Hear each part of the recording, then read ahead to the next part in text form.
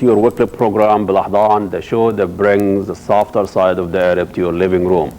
Ramadan Kareem, everybody. Ramadan Mubarak. As we all know, the holy month of Ramadan has begun, and millions of Americans all over the world are celebrating and are observing the fasting month, fasting from from dawn to dusk, and the day fasting month is really a day of reflection, and people look back on their life every year, every time. People look and reflect on their life, and the privation of food and drinks and sex during the day is really a way of looking at the material life and weave it with some spiritual aspect that make the combination of the holy months of Ramadan. And the midst of all what's going on nowadays, Muslim Americans got together and proudly celebrated their tradition all over the United States and the world in that regard. Here in the Twin Cities, we have two major celebrations. One at the Islamic Center, which is the umbrella of all Muslims here in the Twin Cities, which we went there and visited that celebration. We met people from all over the world, all over nationalities, background, bringing their tradition and share it with everybody. And this is what Ramadan is all about. And another event where we, Tari Ibrahim, the executive chef of the Dry Dock Cafe in Minneapolis, invited some friends and relatives from the Twin Cities to celebrate with him a Ramadan dinner, a night to remember of fun and food and music. And we went there and visited his restaurant, and we talked to some of the kids who are there. So don't go away. We'll have our guest this week, Dr. Fatma El Gamal, and she will talk to us about what Ramadan means to her and how she's spending and observing the holy month of Ramadan here in Minnesota. So don't go away. Assalamu alaikum.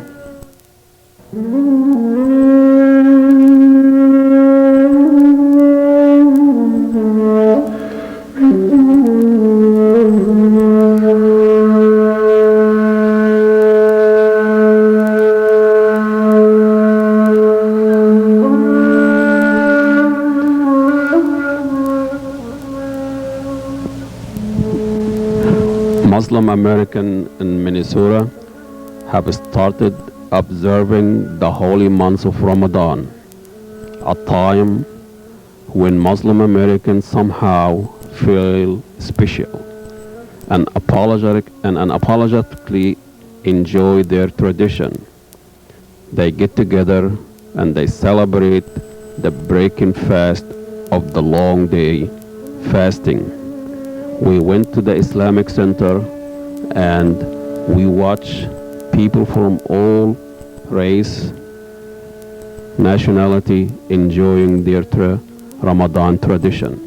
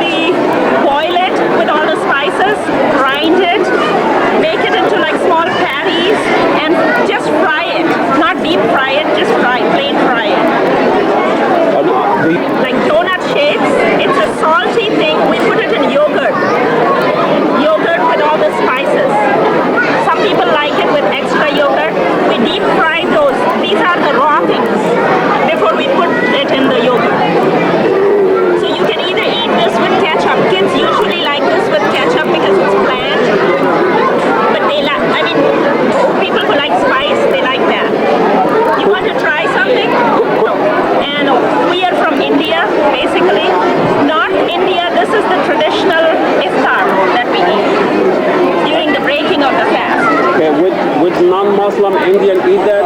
Yes, because that's vegetarian, pure vegetarian. Non-Muslim Indians eat that a lot. Okay. So it's not a religious item. It is. Non-Muslims don't know how to make it so well.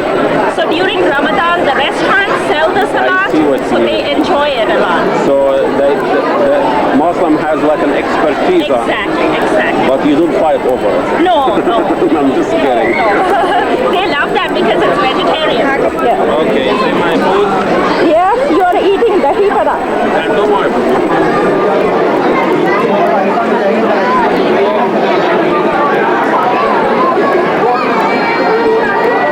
Very good.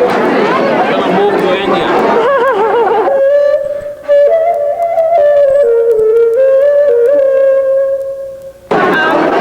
I'm Afroz Ahmed, and this is my friend Atia, and we're from Bangladesh. We're representing our typical Bangladeshi dessert sweets. This is Rasgulla. It's made out of pure milk cheese. Everything's homemade. It's boiled in sugar syrup. This is one of the most popular desserts you will find in Bangladesh in our sweet parlors. And this is gulab jamun. It's the same concept, but it's fried and then dipped in sugar. And this is one of our salty pastries. It's puff pastry filled in curry chicken and curry beef. So this is not sweet. This is not sweet. This is salty.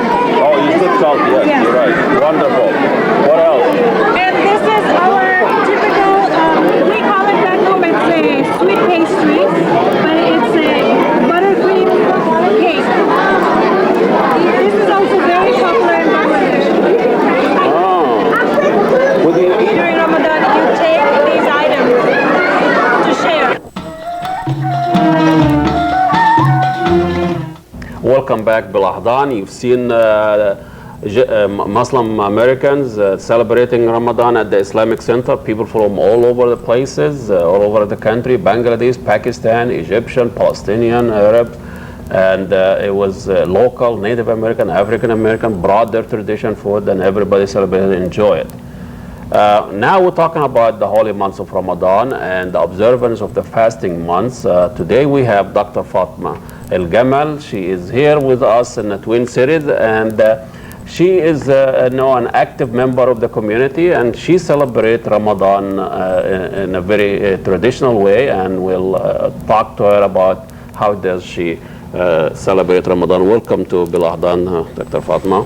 Thank you. Ramadan is, comes every year, and the last 3, 4, 5 years is coming in a very special day. Usually we celebrate Christmas and Thanksgiving and all this during this time. So it's a time of celebration and sharing. Tell us a little bit about being here in Minnesota. How does that change your celebration of Ramadan? How do you spend that month? I am very blessed, really, this month to be alive and healthy, to witness this month and be able to fast. And I do as much as I can as a Muslim in this society.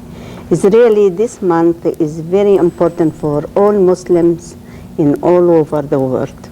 Because if you see it as Tharwat, all Muslim in every countries in all the world, they fasting and breaking their fast and praying and pay zakah all together in 1 month. Wow. Even if the difference in time to fast and break your fast, but they united. They are united in fasting, praying, paying zakah and dua.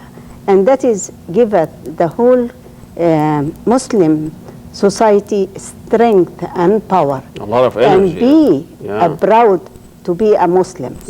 And this month came during Thanksgiving, will be in the middle of Ramadan, and our Eid will be very close before Christmas, and Jewish people are celebrating their Hanukkah. I mean, that shows how we are blessed, even if we are far away from our countries.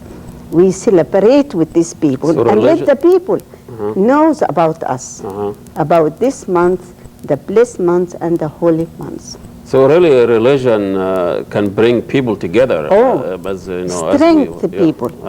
You make them strong, make them, during this month, you are not only fasting from food and water.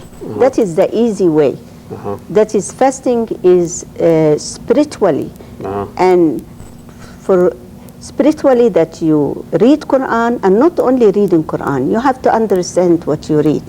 Second, teach you patience, and give you some knowledge, sharing, reach out, not only for Muslim people, not only for your So family. for you, do you share that with your Oh, we neighbors? share that. I always, as a matter of fact, tomorrow I belong to investment club, and I always ask them to come my time during Ramadan to share with them Ramadan, and how they do you are do that? looking forward. How do you do that? They come after we eat iftar, and I offer them the drink and the dessert. And as you know, we have thousands of Yeah. Middle East dessert, and they love it. Especially in Ramadan. Especially in Ramadan. You know, I So make give them. kunafa? I do kunafa, baklawa, I do mahalabiya, and then I offer them mango, as a juice, orange juice, karkadi, My goodness. always. And then I offer them the plate of dates and apricot and fig and This is the best investment that they have in that almond club. and walnut. I mean, we show them how we break our fast. But And go ahead. that is the time they ask me even questions all the time about it.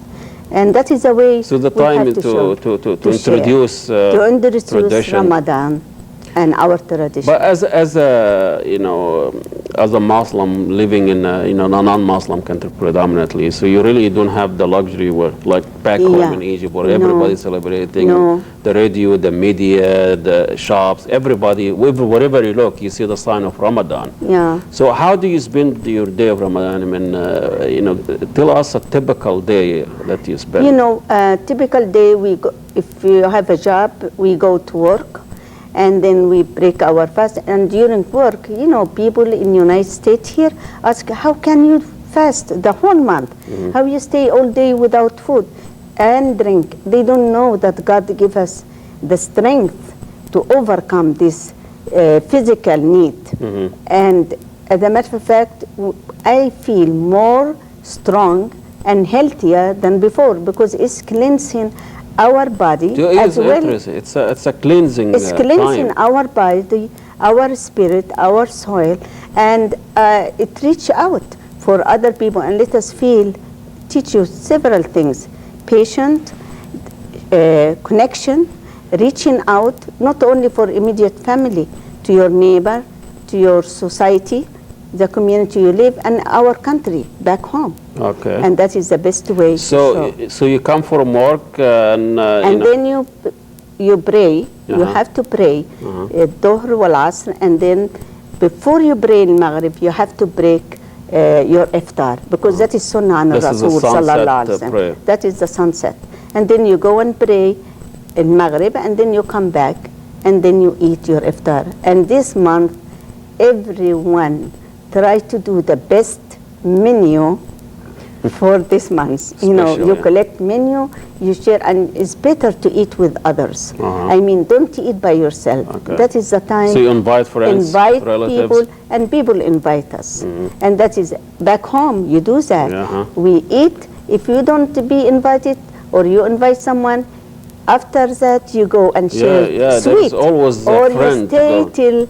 till in the morning. And it's suhoor, and that is sunnah on Rasul alayhi salatu But wassalam. would you have enough friends here in the States Yes, for I a whole have. month? As a matter of fact, I ran out of my friends the first 3 days. oh, no, we have a lot of friends. And this year we pray our Taraweeh in a church. What's In Taraweeh Eden. for those Taraweeh, that is after Isha prayer, the last prayer. So you ate, you rest a little bit, and you pray the Aisha. And we go to this church or to the mosque or whoever to pray al-Isha together, and then we pray Taraweeh. Taraweeh can be 11 rak'ah or 22 rak'ah. It depends. And you read Quran.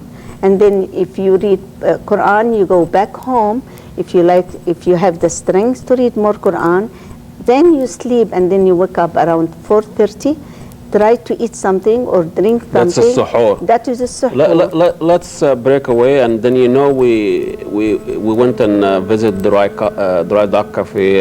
Tariq has a magnificent Ramadan dinner for a few of his friends.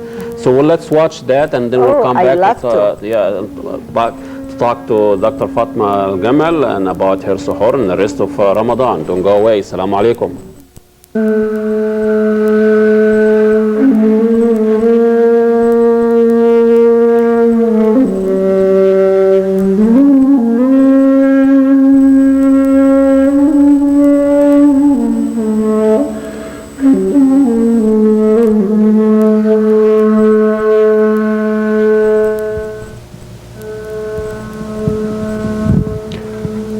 The owner of the Dry Duck Cafe, Tariq Ibrahim, invited some of the Muslim community to a great Ramadan dinner. Magnificent food, wonderful people, lots of kids, and music. We met some of the kids and we asked them what they like about Ramadan. Some of the kids could not articulate how they enjoy Ramadan. Some of them was happy to share with us their joy and their thoughts.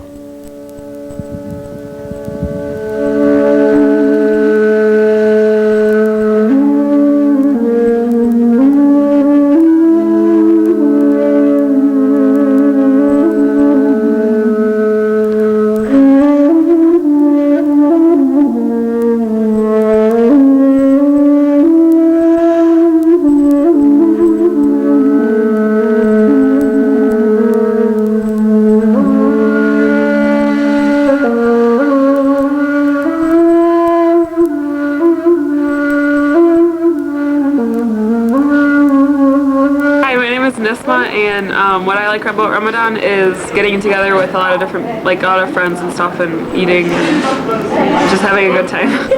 Do you eat with suhoor? Other Muslims. Do you eat suhoor? Yeah, most of the time. What do you eat at suhoor? Sometimes food and bagels or cinnamon rolls. What do you like about tonight's meal? What did I like about tonight's meal? Sorry. I don't know what else like talking about. I don't know. I like Okay. I can resist the food and stuff, and I have self-control, and I like hanging out with my friends and having all these razumas and just eating a lot after sundown. Yeah. What do you do at school? I still fast. I mean, sometimes I'll go to the lunchroom and stuff, if lunch and hang out with my friends. But otherwise, sometimes I'll go to the library or something and study for the lunch hour. But What do your friends think of that? At first, when we were younger, they thought, well, some people still think, I can never do it and stuff. I would die, and they would say stuff I would die doing it and stuff, but I'm still here, so it's quite possible. So, yeah. You might confirm. What's your name? What's your name? Dahlia. Fasting and eating all the sweets. So what do your friends think of it at school? They think that it's pretty cool. A lot of my friends, they say, how do you do it? And I just answer all the questions. Like what? What do they ask you? Like how does it feel and how do you do it and stuff? And just ask me all these questions. Okay, what's your favorite dish? Kunafa. It's my favorite. What did you like? What? The meal today? I like the meat. The chicken meat. Like beef? Yeah. Okay. Hi, I'm Lila, and I like fasting and knowing that I can last. And I just like getting together with people. What do your friends at school think of it? They say that they could never do it. And then you tell them you can do it? Yeah. What did you like about today's meal? Malkhaya. Malkhaya, you're right. Best meal. What Ramadan? I like Ramadan because you see a lot of friends that you haven't seen in a long time, and that you just get to fast and you get to like get the feeling that like you can control yourself, and it's just a lot of fun. What do your friends think of all this? Well, they think it would be really hard to not eat or not rest, and then they like ask me how I do it, and then I'm like, well, you just don't eat, and you control yourself, and it's just really fun.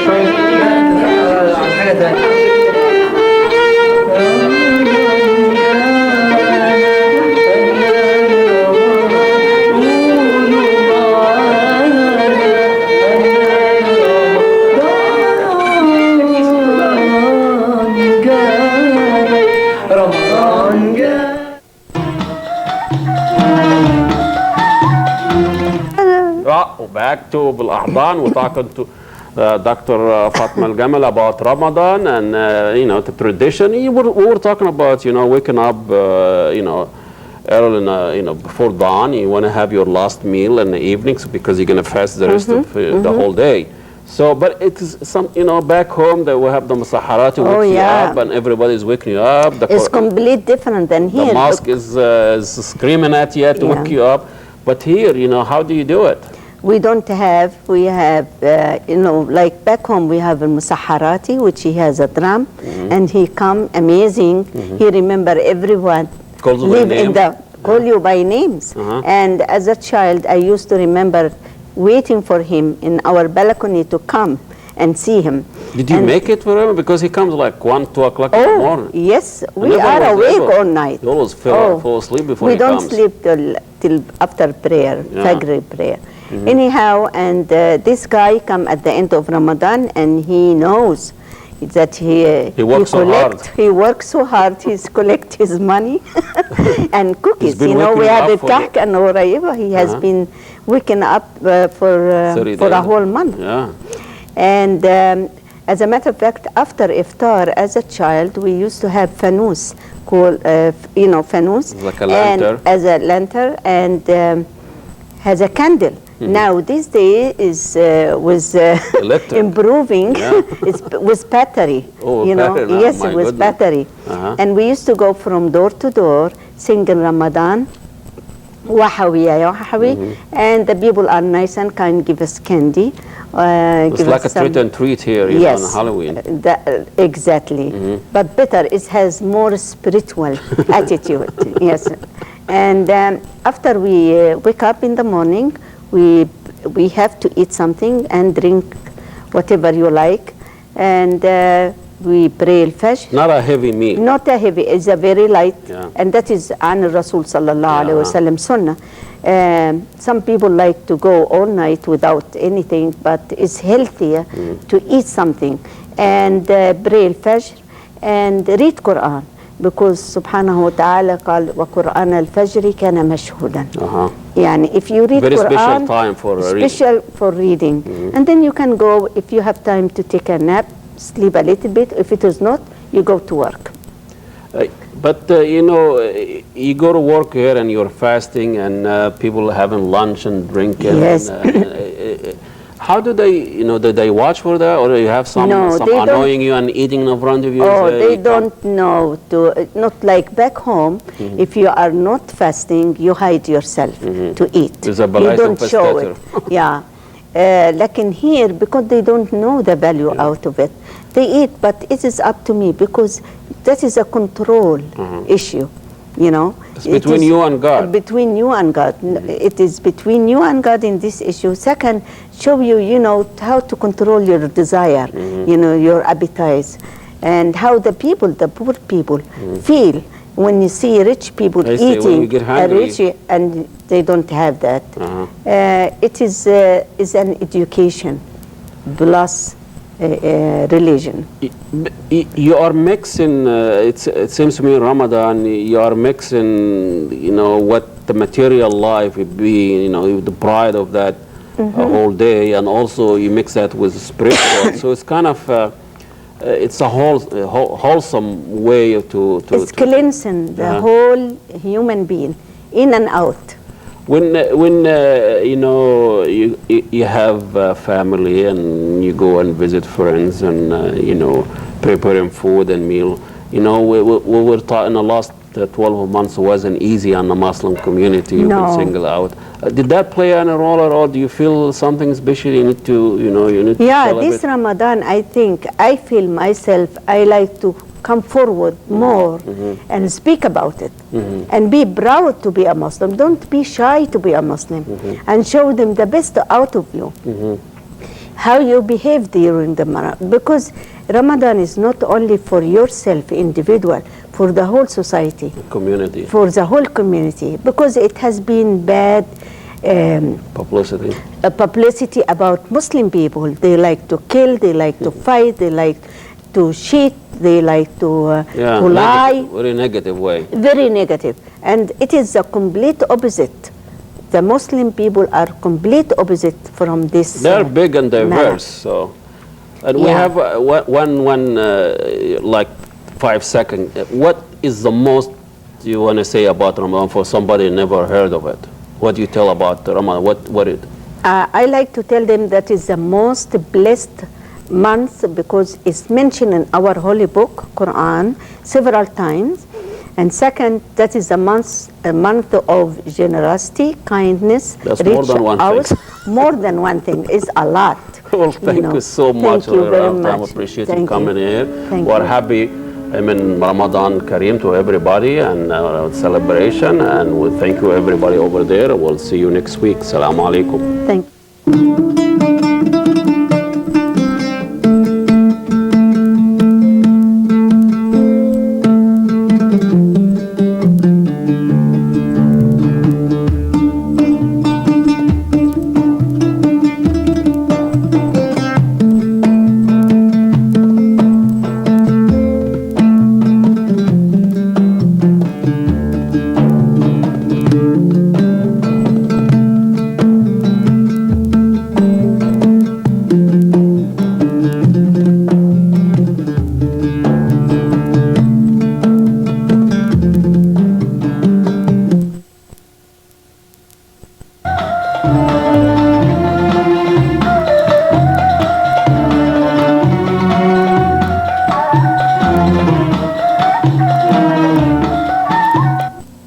Welcome to your weekly program, Balahdan, the show that brings the voice of Arab Americans in the Twin Cities. Today we are commemorating the life of a great giant that we lost, Senator Williston, the little giant that who stood for the little guys who spent his life defending and standing behind minority and immigrants and the voiceless. He was the soul of Congress that, like everybody mentioned that. A lot have been said about his life, and a lot have been said about his memorial, and a lot have been said about his legacy. We're going to talk a little bit about his life and his legacy, talk about the Democrat consultant here and the senator from the district of East St. Paul, and we're going to discuss his life, what it meant to the immigrants, Arab American, Muslim Americans, the voiceless, and the Democrats, and we're going to see through why his life was very special, why he stood up as a different progressive leader in a Congress and in an era that is becoming regressive and conservative. So stick around, and we'll spend some time memorizing and commemorating the life of the last leader. The Minnesota lost another tower, and we are grieving the loss of our Senator Paul Wellstone. So stick around, and we'll come back with our guest to talk about the legacy of Paul Wellstone. Don't go away. Assalamu alaikum.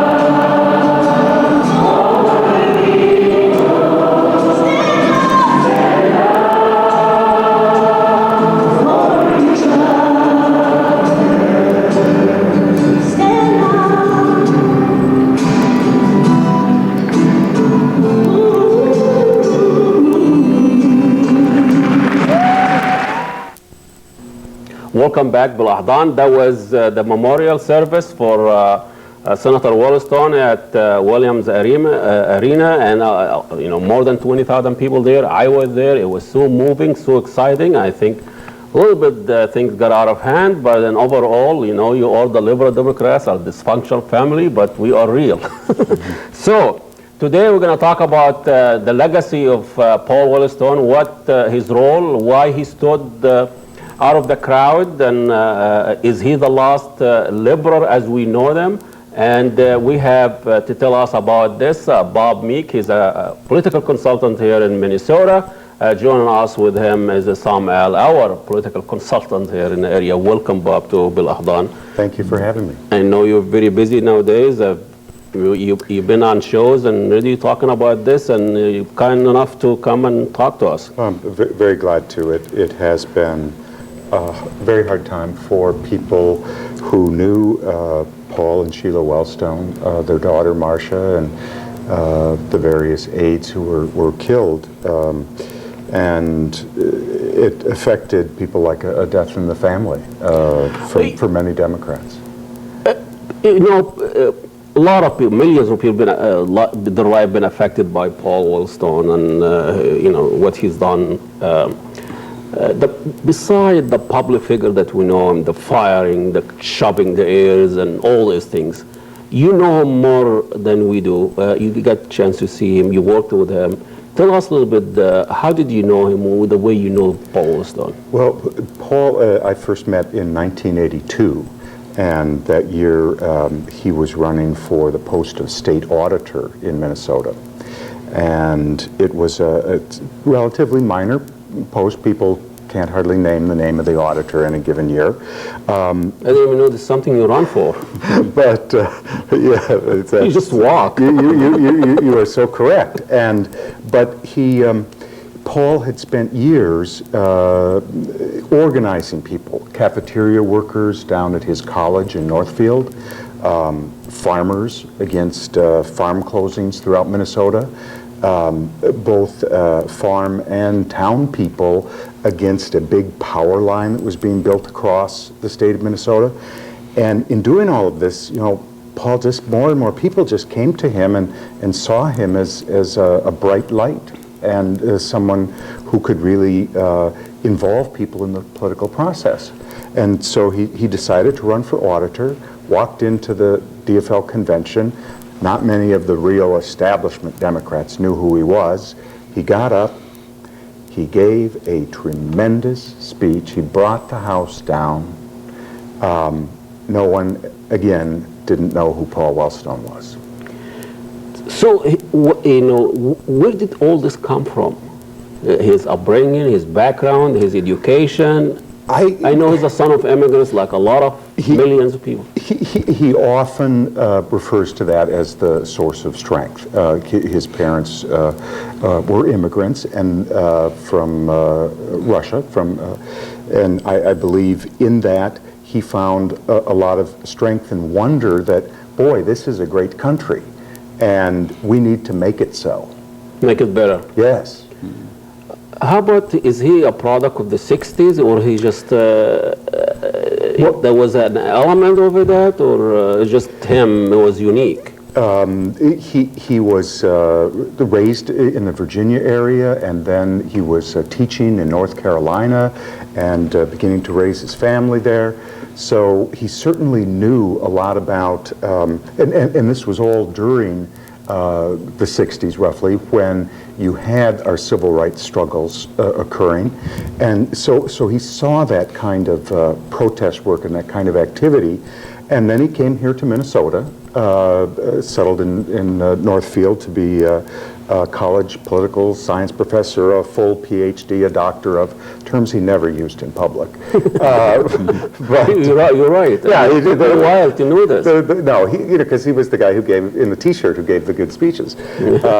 But he had this great love of his students, and his what he told them was, my one hope for you is that you will never separate the way you live your life from the words that you speak. Can you make it in politics by this philosophy? Strangely enough, Paul did. That, and that is, of course, what was so special about him. Now, that race for auditor I referred to in 1982, he lost that. Paul had dyslexia, and that came out in the course of the campaign, and the candidate against him used it to smear him, as if he would have to read it. Was he a Republican? Yes. Are they good at that? Or? Yeah. And we won't get into that. and so he lost that race, but he kept active, and he was a national committee member for the Democratic Party. He ran Jesse Jackson's campaign here. He was supportive of Paul Simon for president here. And then in 1990, no one wanted to run against the two-term incumbent Senator Rudy Boswich, the Republican. And Paul did. Mondale passed on the race. Everybody passed on. Couldn't be done. No way you could beat this guy. So Paul didn't believe that. I remember standing with him on the podium at the Democratic Convention, and he's, just turned to me and he said, if you professionals, if you commentators, if you just give me a chance, if you just suspend your disbelief for a couple of months, we're going to surprise you. And you really believe that. When you see him, you really believed in this. A person who didn't have the courage of his convictions, who didn't have the belief that this could be accomplished, would have just fallen away. But Paul didn't. And some very interesting things happened. The economy got worse and worse. Boswich just kind of hid in Washington, wasn't really back here campaigning. Boswich didn't want much of competition. He didn't want to come out and debate him, and so Paul, kind of went to all of his places, his offices, and his campaign, and said, "My name's Paul Wellstone. I would like to debate Senator Boswich. Should I leave my name and my phone number?" and that's what he would do. Was his boss. And he also embraced a whole different side of politics. While he had very, very clever, good commercials that year, he could barely afford them. They only were noticed because they were so good. They didn't run on TV much. What he banked on, what he invested in, were human beings, were actual people who would go door to door, talk to their neighbors, talk to people in their community organizations, say, this guy can really win and he's a good guy. Why don't you come meet him? He's going to be at my house next week. And using that kind of scenario, all of a sudden he closed the gap on Boswich, and the Republicans woke up one day and it was like, oh my God, if we don't do something, Paul Wellstone is going to beat, our Republican incumbent. Yeah. So the Republican incumbent, Rudy Boswich, wrote a letter to various of his Jewish friends because Paul was Jewish, although his wife was Christian, and they were raising their kids in sort of a mixed way. And Boswich referred to all of that in the letter, in effect, questioning Paul's religion. This did not go well with the people of Minnesota. No. There was a big reaction negative to it. I remember that. And Paul won the race. To everybody's surprise. At the time, it was certainly as big as Jesse Ventura winning a couple of years ago. And then, Paul went into the Senate. He broke all kinds of rules. The first press as a rookie, he really... First press conference he had was against George Bush Sr.'s war resolution. That was back, in 91. And he held a press conference right outside the Vietnam War Memorial. Because in his mind, it was like, we don't want to get into another Vietnam. We need to really think about this. This is not the right thing to do. And he got in a lot of trouble for that. And he didn't care about how much trouble he'd get himself in. He really didn't. His reaction to it was, well, I think I've offended veterans. I'm going to devote myself for the next 12 years to seeing that veterans get benefits, the people who've suffered radiation burning or this or that. But he never changed his position on the war. And so it was two different principles. Yeah, so it was like 12 years later, and again, he's the only one, in this case, the only Democrat up for election in a tough race, who voted against then George Bush Jr.'s Jr. resolution of war.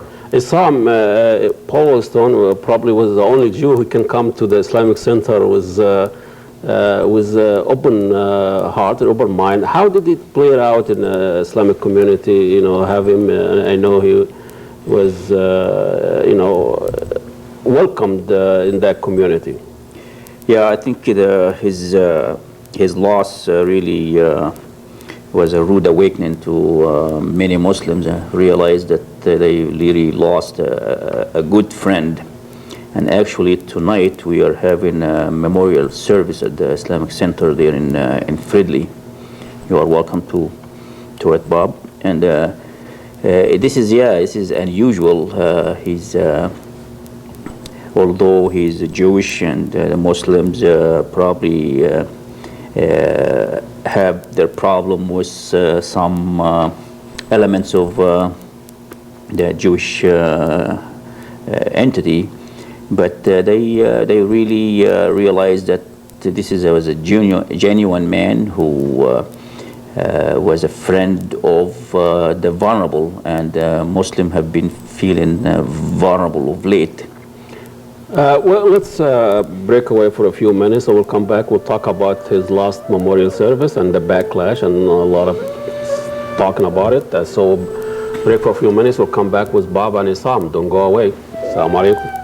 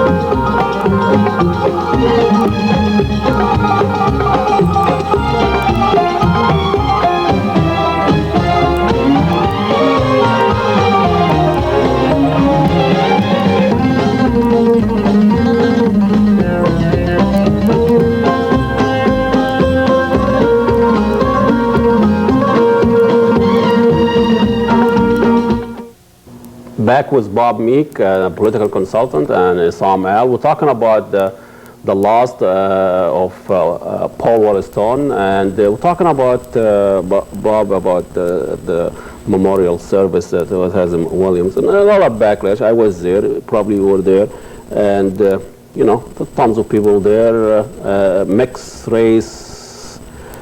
You know, it was wonderful. This is what America is all about, and that's in all this.